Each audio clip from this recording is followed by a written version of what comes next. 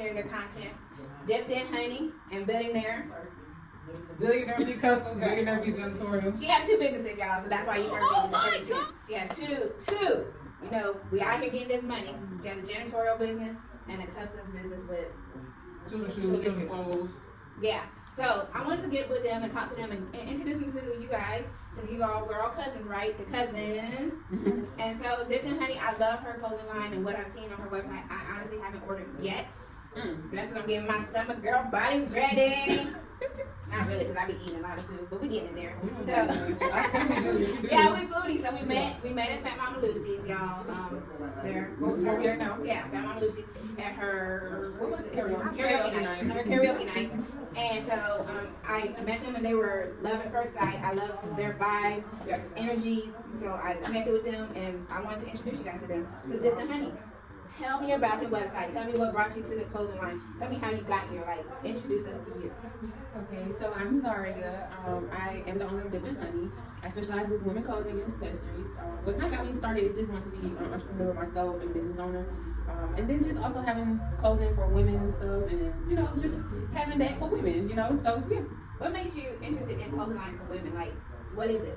Because there's a lot of people that have clothing line for women. So what is it that brings you different to what they're offering? So for me personally, obviously I'm a woman. I love fashion myself. So of course I have that eye for fashion when it comes to other women as well. But also just on top of it, just knowing that I'm able to provide different clothing for different women, not just one set of women, you know, oh, you have to be small, you have to be this way. I have clothing for any woman, you know, so that's just really what it is for me. And that's what I noticed on your site. I'm a smaller version of a woman, and then I have friends that are a little bit plus size, a little bit bigger, right. And you offer both, Correct. which is rare. Because Yeah. sometimes I go on websites and I see just for smaller women, Right. and sometimes I go on websites and just for plus size. Right. So it's a plus to add, see on your website that you offer both, Yeah. and I love that. And it's not like old fashioned clothes. See, for me, when it comes to like having plus size clothing, I thought about it in like what I've experienced myself. You know, if I'm going to a website and I see something that's cute, but it's only available for small, it's only available for medium, and I'm like, well, okay, I need a large, extra large, but they don't have anything available. I don't want people to come to my website and feel that same way. So I'm like, okay, well, let me have something available for any size woman, you know? So my clothing does go up for some items up to 5X. And I like that. And for taller women, and for shorter women. Absolutely. I have some clothing that's absolutely tall girl friendly. Yeah, because I picked up my niece yesterday from the airport, and she is taller than me. I promise you, I feel like she's 6 foot. Yeah. And she's only 18, so me, I'm Oh, 5'3". So that, you know, that matters. Yeah. We come in different sizes, different Absolutely. shapes. And so as far as, have you ever experienced anybody come to you like, hey, I don't feel comfortable wearing this sexy appeal? How do you present that to them? Because your clothing line is for a very sexy, Yeah. a sexy appeal. So the crazy thing is, actually, a girl that purchased one of my jumpsuits, it's like a crochet jumpsuit. She is, you know, really, she's petite, you know. So she runs into the problem of things not fitting her, you know, it looks baggy on her and stuff. And that's the same thing she came to me about. I don't feel comfortable with wearing this type of stuff because typically it don't fit. You know, I don't have, you know, boobs, you know, breasts and everything. And so she struggles with that. Yeah. And I just basically let her know, like, no, I think it's gonna fit you good. It's gonna look great. And she purchased it, and it fit great. See? She loves it. Like, And that's what people need. Because, you know, we have stuff like Temu and all those other Right. items that you can buy. And right. they show people in the outfits, but it's always a little petite. Yeah, it doesn't Very match. developed. Right. So it looks good, right? Right. So, but when you get home, you're like, ugh, Right. maybe I shouldn't have bought that. But I see on your website that you offer different varieties. I just like that. I love that. Billionaire. Hey. Hey. All right. So tell me about it. Because Billionaire, you've been in the business for what, 4 years? 4 years. You've been out here grinding. You guys are a couple. Yes. So that's one thing. The one thing she made sure she let me know. I invited her to the PJ party. Oh my gosh. She was not having it, but I love it because this is a, you know, we out here getting this money, right? So tell us about you, Sometimes. your business. 'Cause y'all both have your own businesses. Yeah. You're both entrepreneurs. So tell me about you, where you came from, how you started.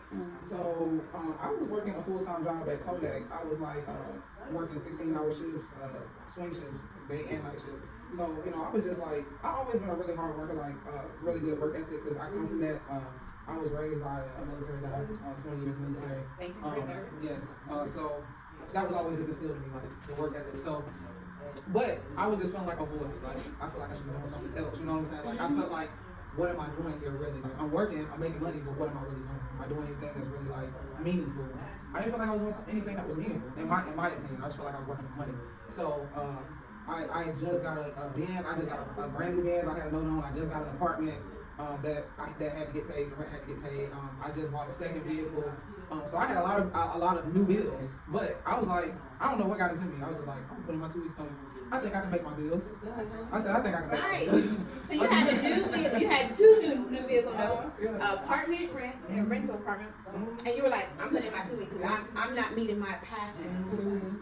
It was already going on before then, though. I was already feeling like that way before then, like maybe 3 or 4 years even before then, until I actually got the courage to like just do it. You know what I'm saying? It was just on my conscience, on my mind all the time, constantly. It's like when I was at work, I was just daydreaming about doing something that was meaningful, something that I wanted to do. And then I felt like money would make it better. Then when I started making more money at Kodak, and I was making pretty good money there. It still was there. Like I still was feeling like something right. Exactly. It wasn't your purpose. And that's what we failed to realize is that a lot of people open businesses or start businesses and think that I'm just gonna make money. Right. But most of us that really have a passion for it, we don't start it for the money. Right. Yeah, And that's a scary thing. When you start your business, money is not what you Money, want. money goes out the door. So you did it. You stepped out. You started it. And I was dealing with just people on Facebook, like people needing their house cleaned or whatever. Like I went to Dollar Tree and got some cleaning supplies and like $50 worth of supplies. I got me a little cheap vacuum for like $40. I ain't even spent $100 on my investment because people think they gotta spend all this money. I spent less than $100 on my initial investment, and I went out and my first cleaning job that I got was probably like $140, $150, whatever. I made that money back like on the first job. You know what I'm saying? Like I profited like $60 the first job. And some people look at it and be like, oh, that's nothing. But to me, that was everything. Right. That's a big deal because the first 5 years you're told you're in the hole. So you're saying instantly, I spent maybe $100 on cleaning and I profited $60 of my time. Right. But people don't want to clean nowadays. I'm be honest. People don't want to clean nowadays. They don't want to clean their businesses. They don't want to clean their house. They're tired. And I used to do it. I was a single mom of 4, a long time of 4 children, and I had a cleaning service. Believe it or not, even when I lived in an apartment, I had a cleaning service because I felt like I can invest my rest time with somebody else to come clean my house. That was time for me to rest when I'm working 2 jobs and raising 4 children by myself. So that's important. It is important. And it's good money. It's good money in service in general. You know what I mean? So, just starting out, my first business was a service-based business because I felt like it made sense to me. I didn't have all this money to buy all this inventory. And then I didn't have like the experience or knowledge or anything. I feel like when you start a service business, you're able to gain that experience. Like you might be, let's just say, you might look at a house, you're not even gonna know how to quote it first of all, but you're gonna go in there and you're gonna say, I think it's gonna take me 4 hours to clean this house. And you're gonna say, well, I'm making $18 at my job. If you got a good job, Right. I wasn't making $18, but I'm making $18 an hour at my job. If it takes me 4 hours to do this, then it should be about $70, $75, whatever. Okay, I'm gonna just quote them $75. That might actually be a $200 job, but at the end of the day, you need that experience. So I would just quote it like that, just starting out. But my point is, you're able to get that experience fairly easily. Because you're not experienced, so you're not gonna charge top dollar. You're gonna, if it's $200, I'm trying to charge whatever. Right. Just let me clean your house. Right. Like, Yeah. like, I don't know what can you give me? Like $50, Yeah. $30, $20, like. But this generation, they think they gotta start off at the top. I'm gonna be honest. I done met some younger generation, and they want to start cleaning businesses or they want to start entrepreneurship, and they think they're just gonna start off at the top. Nah, you gotta start. You really gotta. They don't understand to start from the bottom. Ain't that right, Sam? The next generation behind us don't understand starting from the bottom. Hell, even us. A lot of us. Hairstylists and nail stylists. Yeah, I mean, even hairstylists. I'm be honest. They don't wash hair no more. They don't. I don't know They where that came charge from. you extra to wash your hair. I don't know where that come from. Y'all, please wash my damn hair. Come to you for it. I shouldn't have come to you and have to have my house washed and blow dry already. For me as a client, I don't know, I never go to a number, but me as a client of anyone or customer of anyone, I want to feel like you're making less work for me as well. Right. But And it's that's not easier work for me. It is. That's why I had it. That's why I had somebody come clean my house because I worked night shift, 13, 14 hours a night shift. And I promise you, when she came to clean my house, she cleaned my house from top to bottom, but she allowed me to sleep so I can go back to work. When I woke up, my house was clean, my clothes was folded, all my children's clothes were folded and put up, and that made it easier for me to be a mother, to go to work and provide, and I had a sense of peace in my home. That's what I'm paying you for. You can't Peace put a price on that, man. in my You home. can't put a price on that. And people are like, how do you do it? Easy. Right. Easy. She deserves this money, and I deserve my rest. I see people ain't willing to pay for stuff nowadays. They're not. They want high quality for cheap. So, with that being said, that leads us into the shoe business, because they do want high quality for cheap. Yeah. So, tell me how you got established in the shoe business. So, I just always love shoes. I mean, I just always love shoes. Like, you know what I'm saying? Growing up, me and my brother, we used to, I used to show my brother how to clean his shoes, how to, like, what shoes to get, what sneakers to get. Like, I helped my brother with his whole, like, style. Cause that's a big thing in the black Be real. community. That's a big thing in the black community. You can't grease the You know what shoes. I'm saying? Like, we was, like, really up on that. And, like, in high school, I didn't have all this money to, like, oh, if I mess up the shoes, I can just buy another pair of shoes. Like, I wasn't like a lot of other kids working in high school. I wasn't working in high school. I was just going to school. If I got my shoes dirty or something like that, we clean it. Like, we take the shoelaces out, we clean it.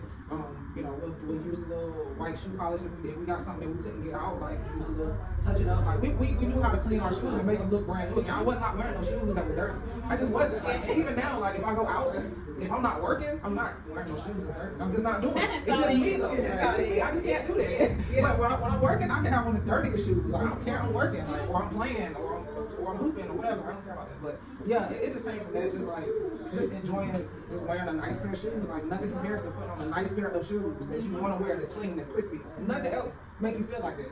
So that's where me loving shoes come from. I ain't no crazy sneakerhead like, oh, I can tell you like every little single thing and when it dropped and what. Like, I'm not crazy like that, but I know a good, clean, quality pair of shoes when I see one, and I know what people like. I know what I like. Most of the time, the stuff that I like, my customers like. So I handpick every shoe.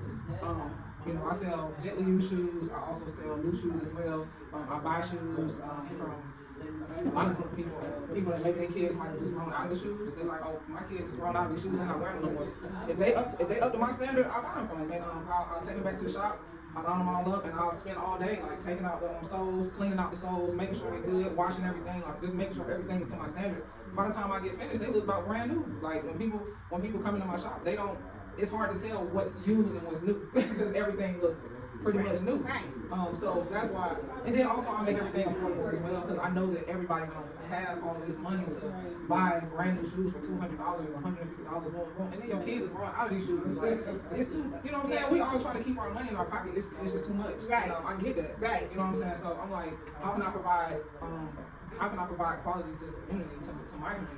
Okay, you provide quality in all kinds of ways. You know, some people cook, you cook. Charmaine cook, like, you know, you provide clothes. Like, some people do charity. Some people do, like, whatever you do, you can always provide some kind of value to your community. Yeah. So in my own little way, I got my cleaning business. I know I provide value to the community through my cleaning business because just like in my shoe shop, I also make it affordable. You know what I'm saying? It's not cheapest thing you can find a crackhead that can do it for cheap. Yeah. I don't have a job. I don't work a job. But that's because you have overhead. I'm saying, people don't really I'm insured. My businesses are insured. Like I don't work a job. This is my everything. This is what takes care of everything for me. So I can't say, oh, I'm gonna clean a 5-bedroom house for $50. I can't do that. Right. Like, you gotta find somebody else to do it, and they're not gonna do it right. Right. But you know what I'm saying? I can if it's worth $700, I can say, look, hey, we can do it for $450, and you're gonna get that same quality job that you would have paid $700 for. We can do that, you know. So it's like that with my shoes too. Like, you know, I sell my shoes for like what, $35. Like Jordan, brand new Jordans, like $35, yes. $40, $50, yes. $45. Big kid shoes like $55, $65. Like, you're not hitting everybody in the head. I'm not hitting you in the head, but also, you know, let me make $20 on $15 on a pair. Like, right. let me eat. You want me to stay open, right? So I need to eat some kind of way. But yeah, so. Pretty much in a nutshell, that's what but people don't understand when we have businesses, right?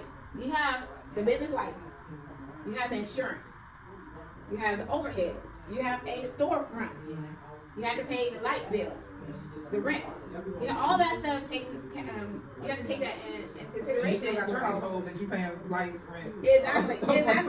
So it's like when you come support a small business, you're looking at, oh, I paid $15, $20 for a funnel cake, or $30 to $40 for some shoes.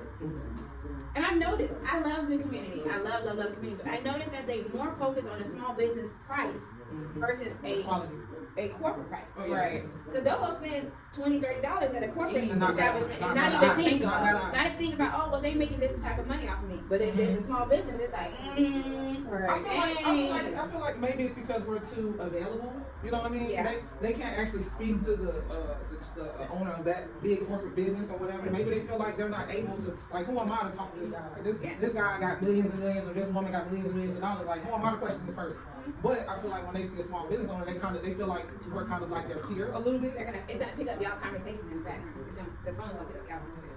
Yeah, so I feel like they feel like we're kind of like their peer in a sense a little bit. They feel like we're more available. Like they can say, oh man, you know, I think $30 would be better for me than 50. Like, what can you do? Even though you know my prices is good, you're still trying to talk me down off something that's. But thank God, my customers they don't act up like that because for one, I'm gonna put you off my page. Right. Because you know you're looking. If you know the value of these shoes, you know the value of these shoes.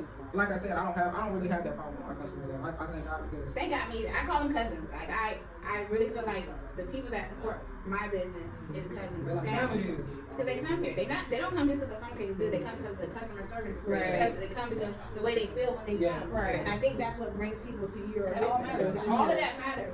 Because you look at Chick-fil-A. Oh yeah, I Oh, yeah. They treat me good. I mean, I love Chick-fil-A. line is. We're gonna sit and wait. I'm gonna sit and wait, but they don't have you waiting. They don't have no, not The no. customer service is great. The food quality is the same Oh, yeah. every time. Oh, yeah. So, that's important. All of that comes into play when you're running a business. But it also gets tiring because you are running a business. You are the social media person. You are the HR You're person. everything. You are the selling it, finding the inventory, doing the cleaning. Like all of that comes into play and it does become tiring Yeah. at some point. But it's the motivation of the customer that keep you I going. love that shit. You know when they say, "Dang, you the funnels?" Oh, Yeah. Like when I first met you. Oh my God, it's hard. Yeah, so that motivates me. Like that motivates me when they realize like I am the face of the funnel cake factory. Hey, I love it, man. And so I appreciate y'all. I mean, you guys And we definitely. appreciate you. Absolutely. Like, you good people, man. Like, you know what I'm saying? You're one of the people that really stood out to me when I came to karaoke. I was like, your spirit is genuine. And it's hard to come by it nowadays. It's hard. I love that. Y'all stood out too. Y'all have a genuine personality. It seems like you guys just want to love the world, and that's what the world needs, right? Not just for entrepreneurship, just from Just in our general. culture, just in general. Because, be honest with you, black women don't love black women. No. We always find each other in competition, or you know what I'm saying, or we're trying to knock each other down. So that's why I just fell in love with you guys, and I wanted to get out and interview you guys and put your business out there and love upon you guys. And y'all love upon me as much as y'all do, and I want to return the favor. So I think we're gonna do more of these because this is not it. Dipped in Honey, Billionaire Customs, Billionaire Janitorial. I'm gonna get it, y'all. I done had like 5 drinks already, so. Okay, so I'm gonna run it down. Run it down. Billionaire B, janitorial. That's my cleaning service. Billionaire B, as in boy, customs. That's my shoe shop. If you got kids, if you're in a kid size, I have women that's in the kid size. They shop with me. I'm there too. I sell up to a 7Y. So just get with me. Yeah. Just get me. I mean, or you can just check the page because I put everything on my page. I'll put if it's available. I put the size. I'm everything. They don't Y'all read. just want to talk to me. Y'all don't read. Y'all just want to talk to me, but then that's cool. I try to talk to everybody, but keep in mind, I literally probably talk to like 100 people, honestly. And I ain't even exaggerating. You know. Yeah. And she be looking at me like, hey, can you It's put on the phone website. down? Can you put the phone down? Okay, well I'm Dipped in Honey again. Yay, Dipped in Honey. Y'all can check the website out at Dipped in Honey by Zaria. That's ZARIA.com. Y'all can also find me on Facebook at Dipped in Honey as well. IG is Dipped in Honey _ by Zaria. So yeah, We have 7,000 storage court suite 3. Suite 3, Columbus, Georgia. It's gonna say BGC on the sign for the building. But we did. Come check us out. Say it one more time. The address. 7,000. 700. Storage. STORAGE. Court suite 3. Columbus, Georgia. 31907. BBC on the sign, but ain't no BBCs up in there. Alright? Oh my God. All right, you guys, we out of here. Next person's gonna be Fat Mama Lucy's.